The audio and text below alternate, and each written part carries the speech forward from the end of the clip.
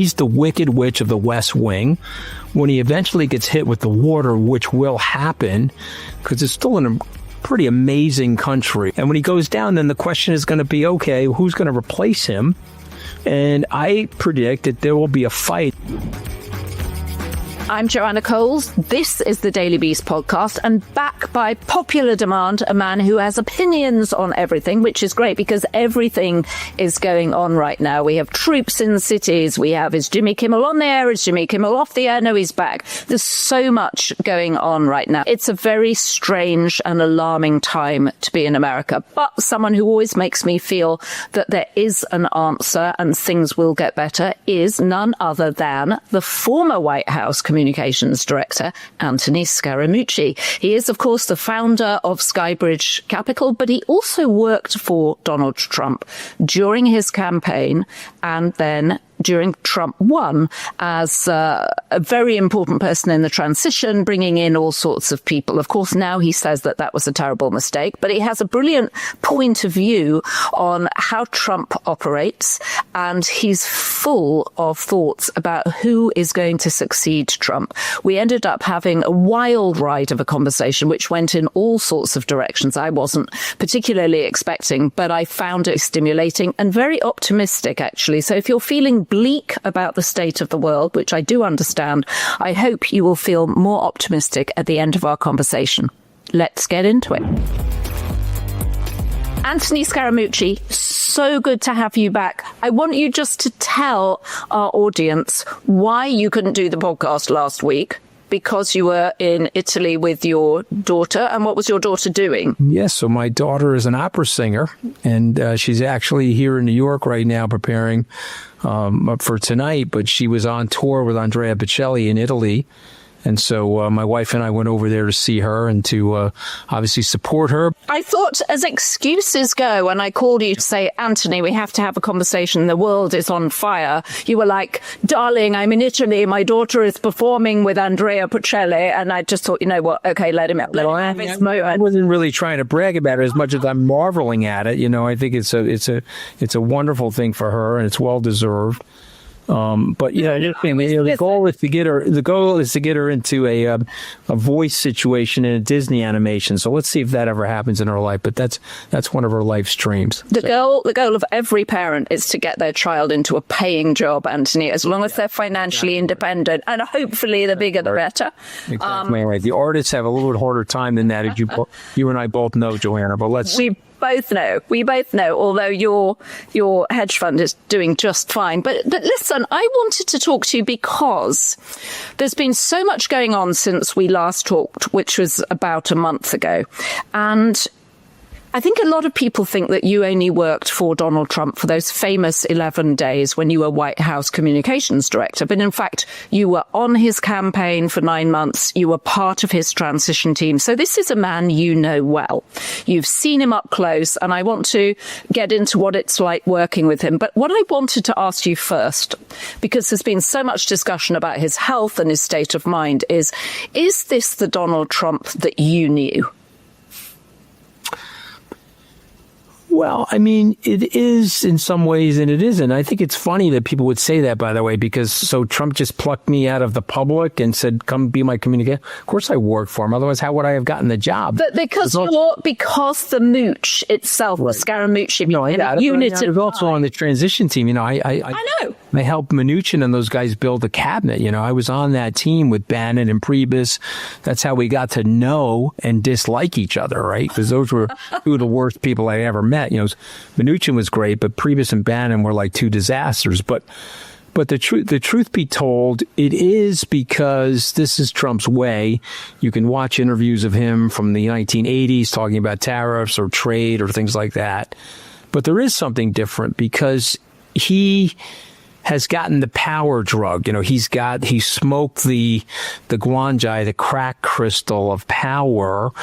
And he's marveling at the fact that he can bully people that are powerful and they kowtow to him. Now, you know, Putin's not going to do that. She's not going to do that. A guy like Mark Carney, who's intellectually secure. The Prime Minister of Canada. Prime Minister is not going to do that. But a lot of these guys are doing that. And they're caving. And it's just a reminder to people that the bullies usually don't win because the rest of the people team up and they go after the bully. But in Donald Trump's case, though, he's flexing on everybody successfully. And I know enough about his personality to know he's marveling at that. He's laughing. He's laughing at it, But remember, when the witch got hit with the water in the Wizard of Oz, what happened? The witch shrunk down. You were left with the witch's hat. That'll be the MAGA hat, the red hat. And then the guards around the witch said, "Oh, geez, I'm sorry, Dorothy." So this is a full-on personality code. He's the Wicked Witch of the West Wing. When he eventually gets hit with the water, which will happen, because it's still in a pretty amazing country, and there's a lot of people in the country and a lot of people in government that know how bad he is and know what he's doing. He's very disruptive to the Constitution and very disruptive to the checks and balances of the country. He's going to get hit with the water. And when he goes down, then the question is going to be, okay, who's going to replace him? And I predict that there will be a fight. There will be a leadership vacuum in the Republican Party, and there'll be a fight, and we'll see what happens. And I want to be part of that fight. I want to be in the fight, seeing if we can break the populist hold on this party and see if we could return to something more germane and something more relevant that actually helps people. Because right now, everybody that voted for him, he is hurt. He's hurting people through the tariffs. He's hurting people with the price increases. He's hurting people with the slowdown in the economy. There's a tremendous amount of uncertainty about his economic policy. And so the people that voted for him, I mean, I'm blown away. I go to these parties and they're like, yeah, lumber prices are tripled. And so the housing starts are slowed down, but he's our guy. And 5 years from now, the lumber in the U.S. is going to replace the lumber from Canada. Hey, buddy, it's not how it works. Okay. Right. You're in a fully integrated global economy, and the nonsense that Trump is spewing and the bullshit that you're listening to on Fox News aren't the facts on the ground. Okay, so hold on one second. There you go. Because did I just hear you say that you were thinking of running for president? No, I didn't hear that. I just want to be part of the... You said you wanted to be part of it, but Anthony... Joanna, I'm running for re-election in my marriage, Joanna, okay? Okay, I'm just trying to stay married, okay? Remember, I almost got divorced when I was working for Trump, and I missed the birth of my son. I don't know if you remember that. I didn't know you missed the birth of your son. I did. See, people forget the story, but I was on the 24th of July, 2017. I was in West Virginia with the president at a Boy Scout rally. My wife and I were fighting. She was due in August. She, prematurely delivered him. He's a beautiful kid, thank God. He's 8 years old.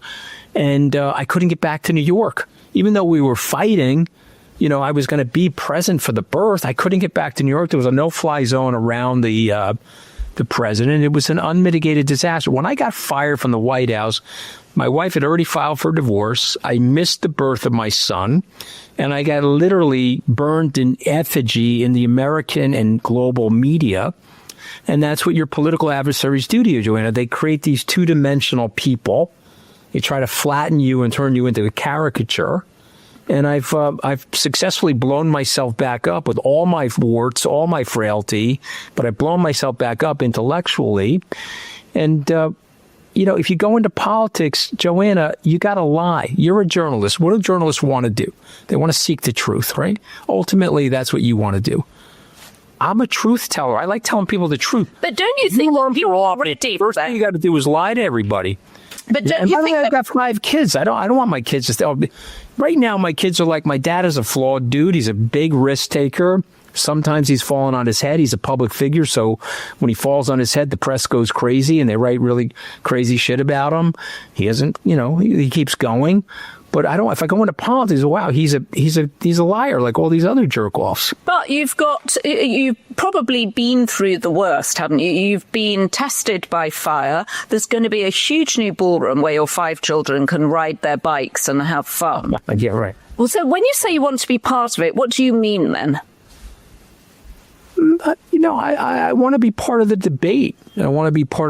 I think our generation, which unfortunately includes you and me, we failed the Western civilization. The political class in Europe that is of my vintage has failed this civilization. Okay, we overpromised, we undertaxed, we created massive deficit spending. Speaking specifically about the United States, the follies in the Middle East were very costly. Right now, to use an American sports analogy, if you'll forgive me, Osama bin Laden is winning the baseball game. It's 6-0, bottom of the 7th inning. We're the home team, and we're down 6-0. Why do I say that? Well, bin Laden wrote on a dark... I have no idea what that sports analogy means whatsoever, but I don't see how Osama bin Laden actually is winning.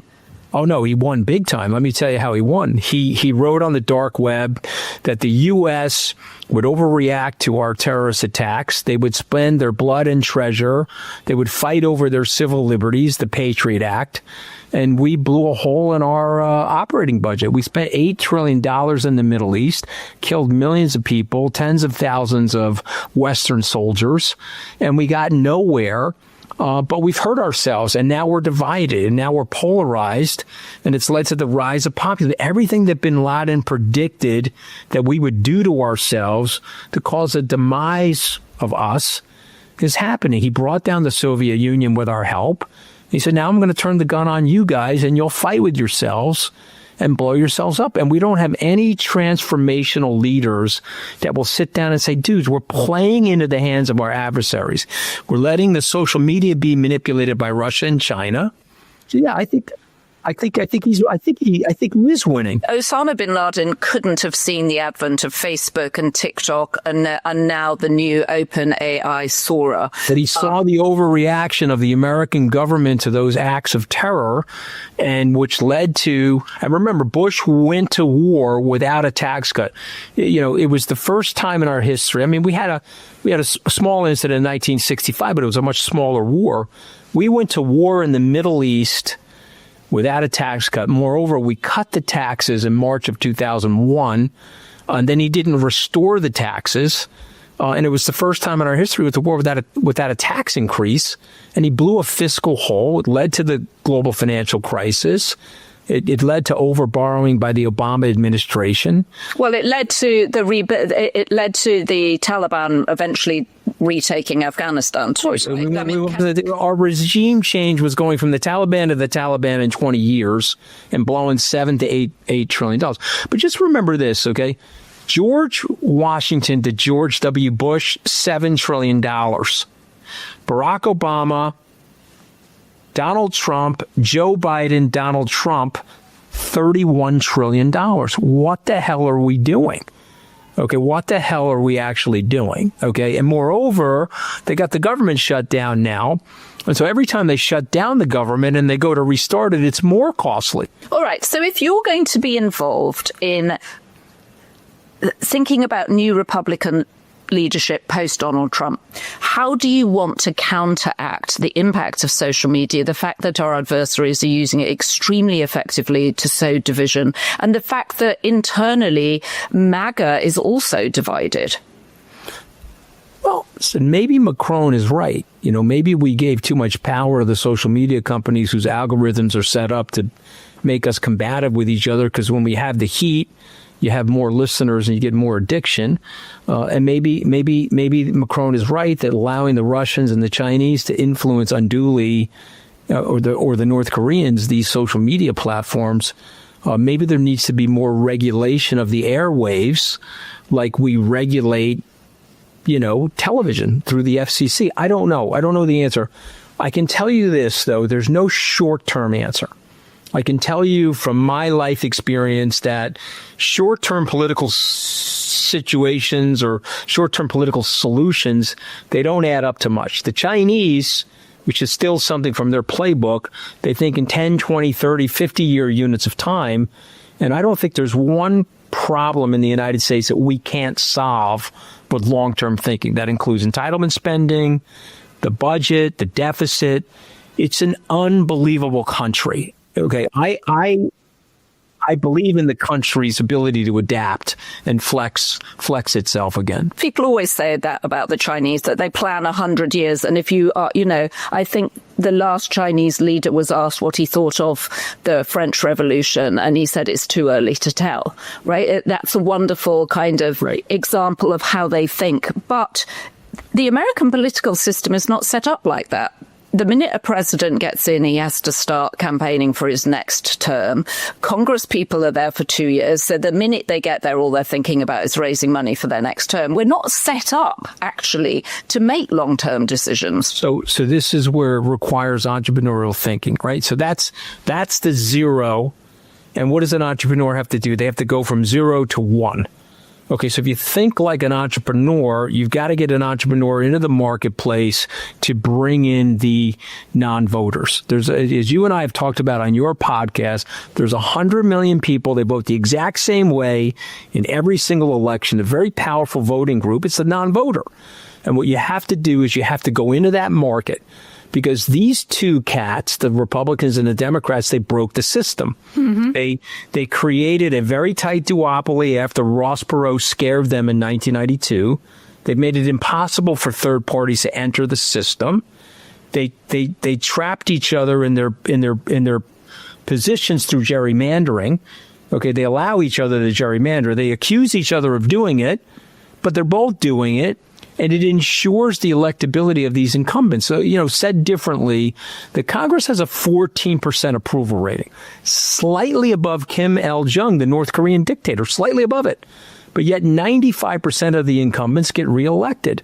This is because of the way they gerrymander those districts. So there is systemic things that have happened that have broken the system, that have now led to this widespread cynicism. But you have to get somebody out there, explain to the American people what happened, explain why Chuck Grassley, who's 600 years older than George Washington, and Nancy Pelosi's 500 years older than Martha Washington, won't leave the Congress. They won't leave. And we had Dianne Feinstein, may her soul rest in peace. They're wheeling her around like she's in an elder care facility because they won't leave because they're addicted to the power, right? And so what you have to do is you have to break that system. So to me, I actually think younger people in their 40s should be taking on these jobs. I'm in my 60s. I'm happy to help. I'm happy to offer advice. I'm happy to help people think about the long-term plan that we need to fix the government. But let's get some younger people in the mix who understand where they want to take the world, okay? And we can fix it, but we're not going to fix it in the current stasis. You're going to need to amend the Constitution and end Citizens United. And for your listeners outside the United States, that's a ridiculous Supreme Court decision rendered in January of 2010 that gives unlimited amounts of money supply into political causes, which has been a disaster for the country because all the legislation has skewed to big business, big pharma, tax cuts for the rich, big wealthy. And they don't give a shit about the average citizen anymore. The big, beautiful spending bill gave a $7,000 benefit if you were making over $1 million a year, and a $700 deduction in benefits if you were making less than $50,000. And by the way, 38% of the people supported it. They voted on it anyway because look at me. That's an Italian expression. For those of you that are listening at home, I just flipped Joanna off with my chin. Okay, because that's what the politicians are doing. But, the best thing Donald Trump has going for him the last decade, Joanna, the Democrats, that's the best thing he's got going for him. They're scolds. They want to cancel everybody. They're righteous. They didn't want my help. I once worked for Donald Trump. How about opening the tent and redefining the party as a pro-democracy, pro-constitution party? No, we can't do that. We got to fight with each other and have litmus tests inside the party. I mean, and he laughs. My God, does he laugh at them? He thinks it's great. He's hoping Mondami wins by a landslide here in New York so that they can use Mondani's programs as a punching bag to further consolidate the hard right. All right, so I want to come back to Mamdani, but before we do, let's talk about some of the people in his cabinet right now. Because they're clearly going to be circling each other. They're already circling each other to succeed him. Mm-hmm. Pete Hegseth's speech to the generals last week felt like a platform that he was running on. Yeah. He's too insecure of a guy, though. I mean, you're a good student of body language, and he's a good-looking guy. He's obviously in good physical shape, but he's a mental midget. I mean, he's just too insecure of a guy. He doesn't have the capability. He doesn't have the wealth of knowledge, the understanding of the American population, and he's got this overbite of forceful exaggeration. Or to quote Trump, what the hell is he doing with his hands? Too much hand movement. Too much hand movement. So Hegseth is out. Okay, go to the next one. What about Marco Rubio? No shot, because Marco Rubio is a weather vane. Okay, and Marco Rubio was once standing next to Jeb Bush and George W. Bush, and he was talking from a Republican Reagan-esque playbook, and now all of a sudden he's MAGA, and people look at him with great levels of disingenuousness. He doesn't have the ability. Remember, whether you like Trump or you don't like Trump, this is what I stand for, and you create a coalition by standing for something. This was Hillary Clinton's problem. You can't be a Cub fan in Chicago and a Met fan or a Yankee fan in New York, because people know you're bullshitting them. They don't like it. Okay. And so Rubio, okay, that one's done. Okay, go to the next one. What about J.D. Vance, who in 2016 was calling Trump Hitler? So J.D. Vance looks very promising right now because he's in the lane. He just had dinner with Trump at the residence, the Naval Observatory, the vice president's residence, and he looks very promising right now. But he will implode. He will go into the Trump wood chipper. You ever seen Fargo, where they're putting the guy through that wood chipper? Yeah. Yeah, so that's what's going to happen to him because like William Shakespeare wrote about, the old guy does not want the new guy to replace him. Trump is such a nihilist that he'd actually like the Democrats to replace him. And people say, what are you talking about? No, he's right. Remember, the Republican Party is successful because Donald Trump, made it successful. Once he leaves the stage, he wants it to implode. That's what these people are like, I mean, that's their personalities, Remember, I'm not comparing Trump to Hitler, but in April of 1945, when they were sitting with Hitler, said, look, it's over. Hitler turned to his generals. Okay, Michael Beschloff wrote about this 20 years ago. Hitler turned to his generals, said, flood the coal mines and bring down the electrical grid in the urban areas. And they looked at him and said, what the hell are you talking about? He said, well, if we're not going to have a 1,000-year right that I'm running, I want the entire thing to cave. Right. Okay, so people are nuts. People are nuts. So he's going to go scorched earth on the Republican Party rather than have anyone. Then the fight's going to start.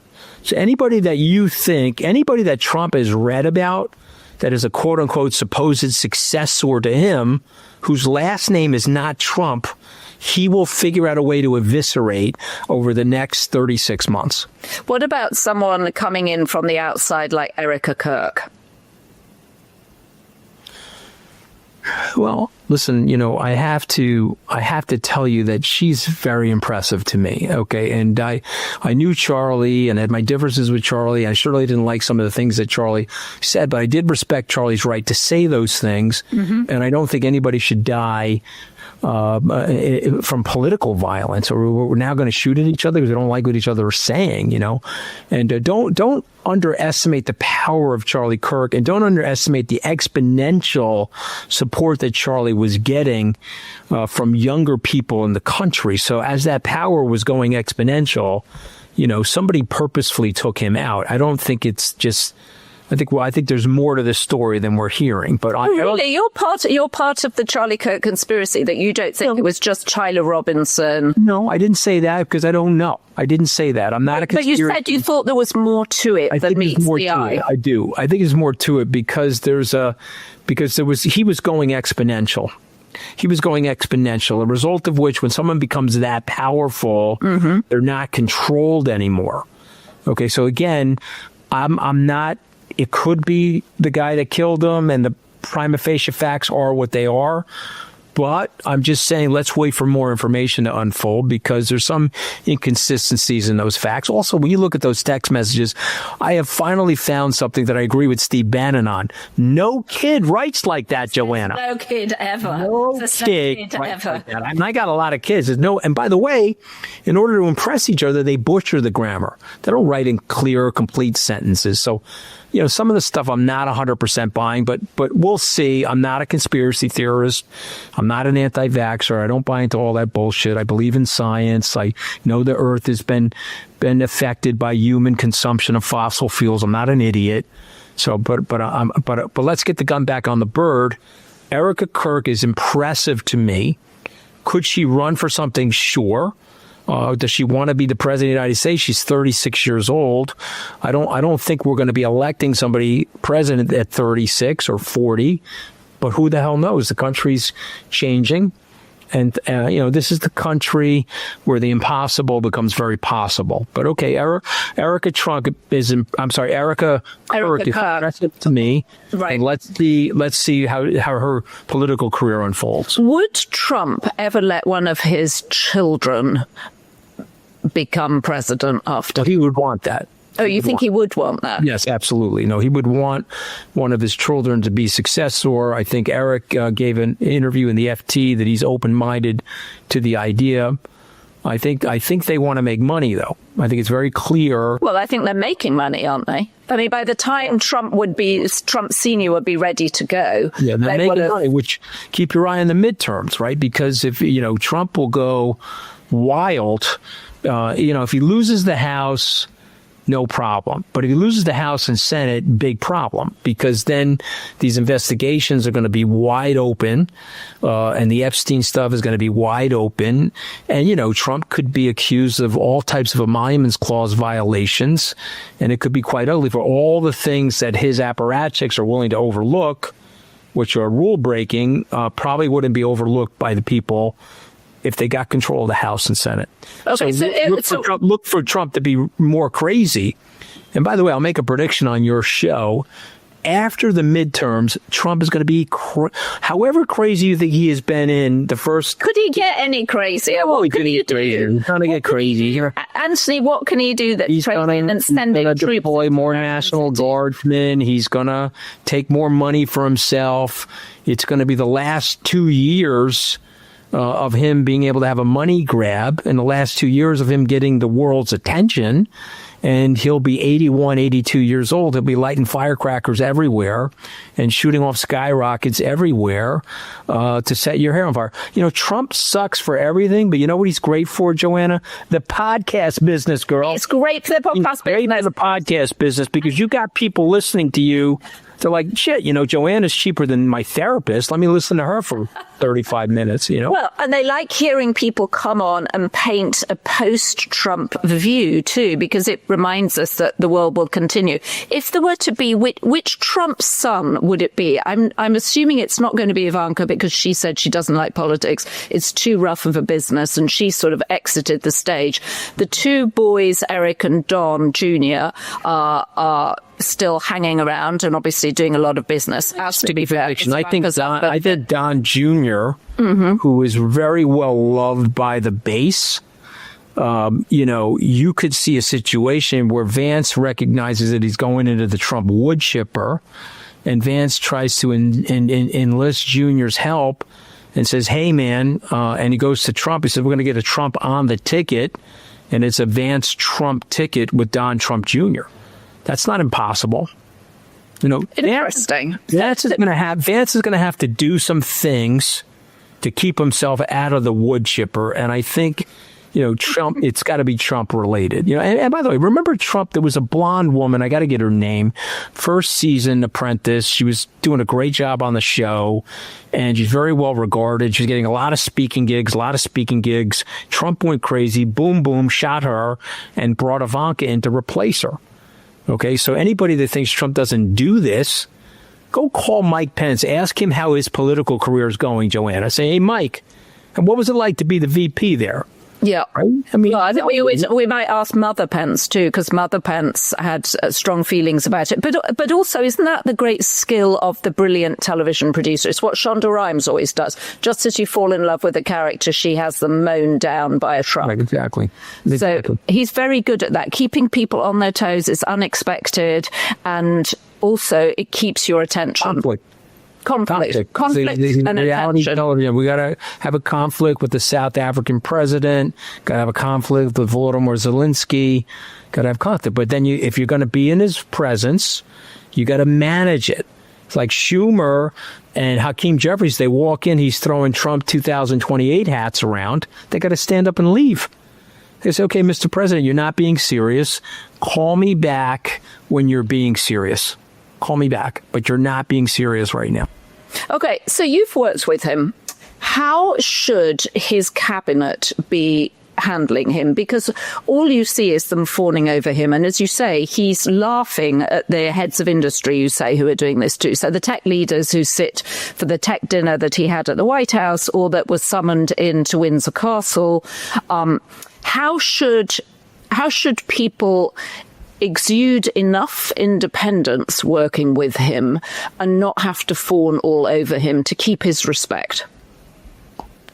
Those days are long over. Are you texting? Are you texting and nodding at the same time? I'm telling my 1 o'clock that I'm running late. Okay, you're texting and podding at the same time. But no, I have to tell my 1 o'clock that I'm running late because I want to finish this conversation with you. I apologize. And the conversation's gone in wild places I wasn't expecting, not least that you're going to be involved in selecting the new candidate, which I'm excited about. I'm going to definitely put some money where my mouth is, and I'm going to definitely work with some people to see if we can wrest control of this populist party and turn it back into something that's actually effective for the people that voted for it. Okay, that's all I'm saying. I know the people that voted for it because I grew up with them. I would like the party to be effective for them, and I wouldn't like them to be conned by the party. Where, hey, you come vote for us and we're going to give tax cuts to the rich and fat cats and corporate welfare breaks and give you nothing. Okay, so I have a serious question. Go back to the question that you were asking. I apologize for texting, but I had to let the guy know I was running late. It's fine. Don't worry. I'm teasing you. Yeah. I'm teasing you. But it's always that thing when you're on Zoom and you see someone's eye line go down. I had to do that because I got to let people know I'm late. But here's what I would say to you, Joanna. You were asking a question about his successors. Mm-hmm. And unless the person's name is Trump, he doesn't give 2 cents about it. That's my point. Okay. And that's been his operating system forever. It is about me. Enough of me talking about me. What do you think of me? That is Donald Trump. Okay, and so you have to understand that there's one spotlight on. It's a one-man show. And all those people that you asked me about, they have to kiss his ass now because Trump, too, is about equivocating to Donald Trump. And his attitude now, he didn't have this attitude in Trump 1. He was trying to work in the system and he was trying to listen to some people. Trump 2 is you kiss my ass or you leave. Kiss my ass, you leave. And they're all like this. Woof, woof. How are they able to? What is the most effective way to push back against Donald Trump? We saw, since we've last spoke, we had the brief Kimmel moment where Kimmel was dropped and then he was back by popular demand. That felt like it might be a moment. How are you supposed to push back against Donald Trump? What's effective?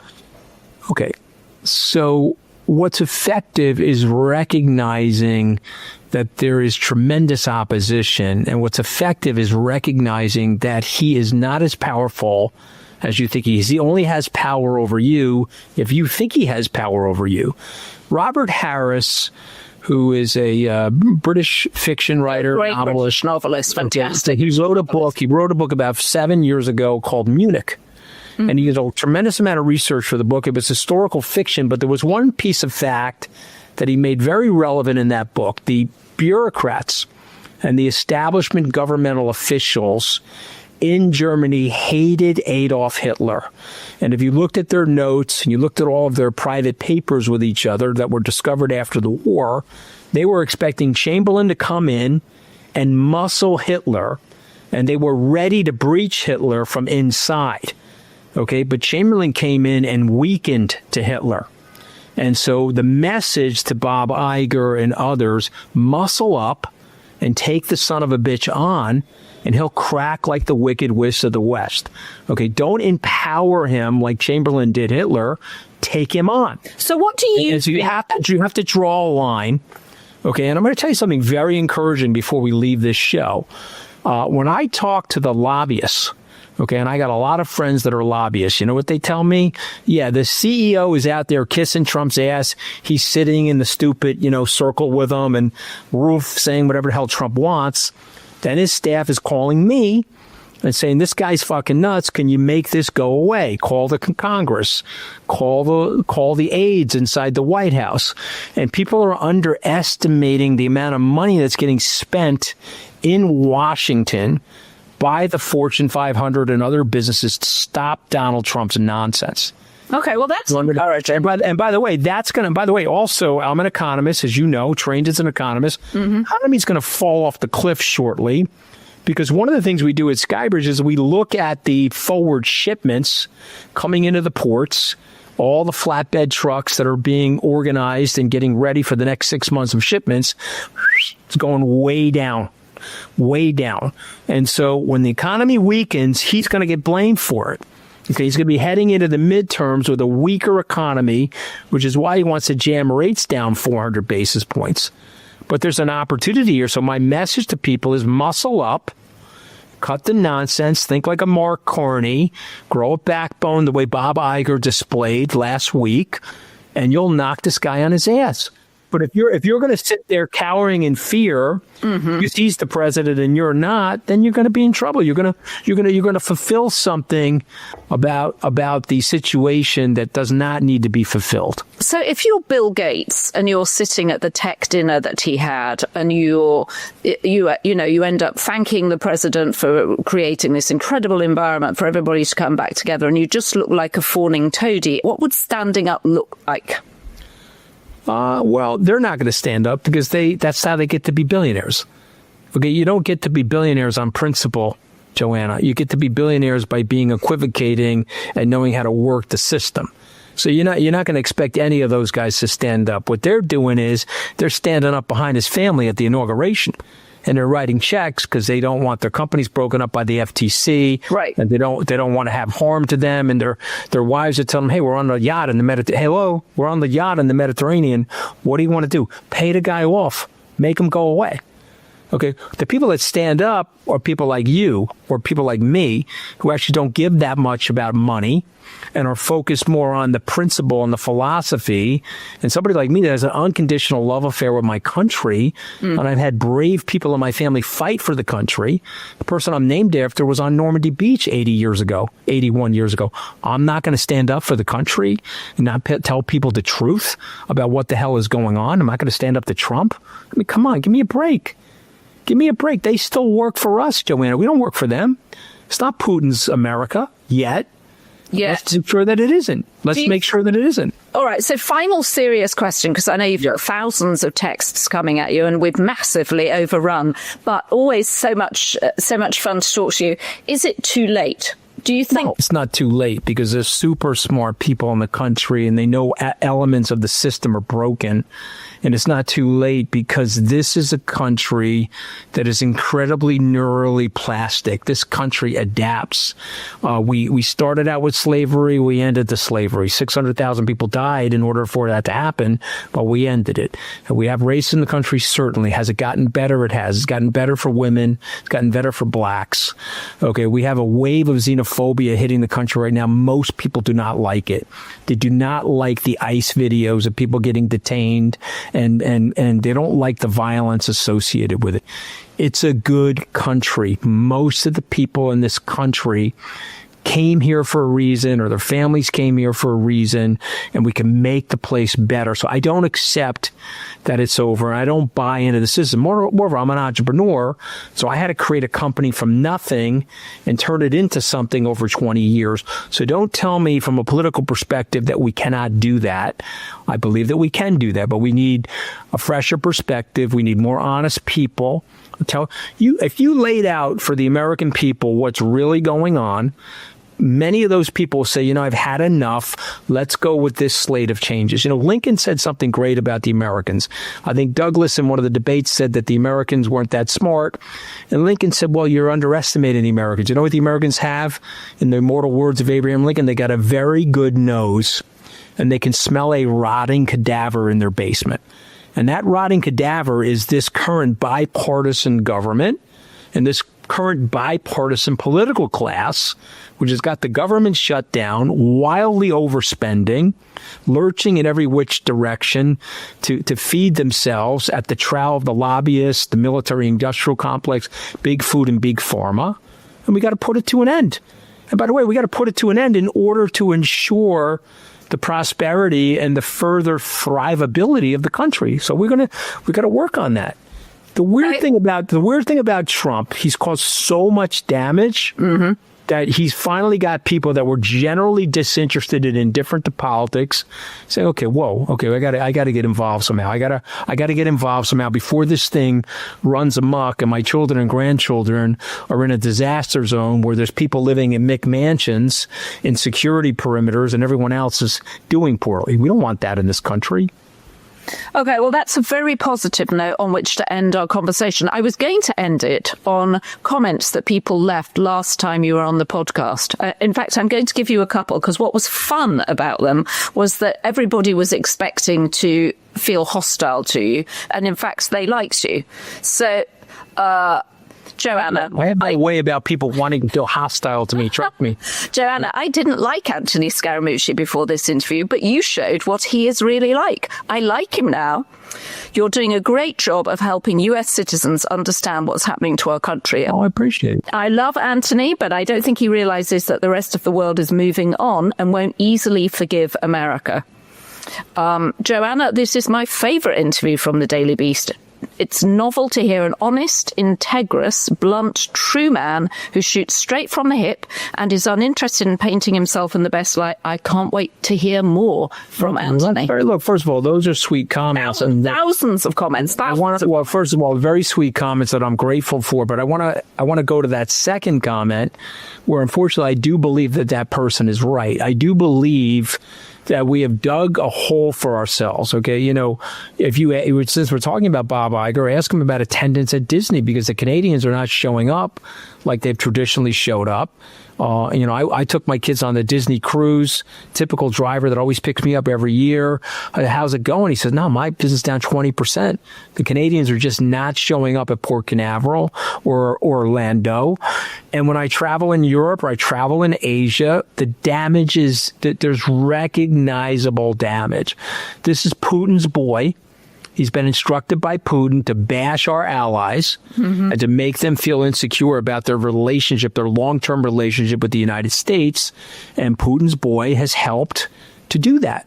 And that means that the next group of leaders is going to have a hard time because, what does Buffett say about a reputation? 20 years to build, or in the case of the United States, 80 years to build. You can lose it in 10 minutes. And so that woman or man, whoever wrote that comment, is dead on, Joanna, and we have to dig in here and work on the restoration and the renewal of what America means to the rest of the world. This nonsense that Trump is presenting, I don't really think that that's it. Ultimately, I don't think Americans want to be thought of like that. But we're dug in, right? We're dug in. We're dug in. All right. I hope to see you very soon. Enjoy your... It's always a pleasure to be on with you. Yeah, and please send me I want to see your daughter singing with Andrea Bocelli. Okay, yeah, I'll send that to you right now. Good. And something I'm obviously a braggadocious father, so I'm literally, that'll be my next test that you'll notice that I'll be doing while I'm on Zoom with you. Okay, but there's always something good about hearing new music. It's uplifting, and we need uplifting things. Listen, I'm an optimist for one simple reason. The country has a dynamism still, and the country is really an entrepreneur's country. Lots of risk-taking for the generations to get here, lots of risk-taking, and people know that something is broken. And by the way, I'm indicting both parties here. I'm not just leaning on Trump. We've got reasons why Trump rose to power, but we've also got to look at both sides of this thing and say, wow, this has really not been good for the Americans. And we can fix it. I do believe that. Good. We can fix it. See you soon. Be well. Thank you, Joanna. Bye. I love Anthony's energy and his optimism and his determination to fix it. His parents were immigrant. You heard him say that his grandfather actually fought on the beaches of Normandy.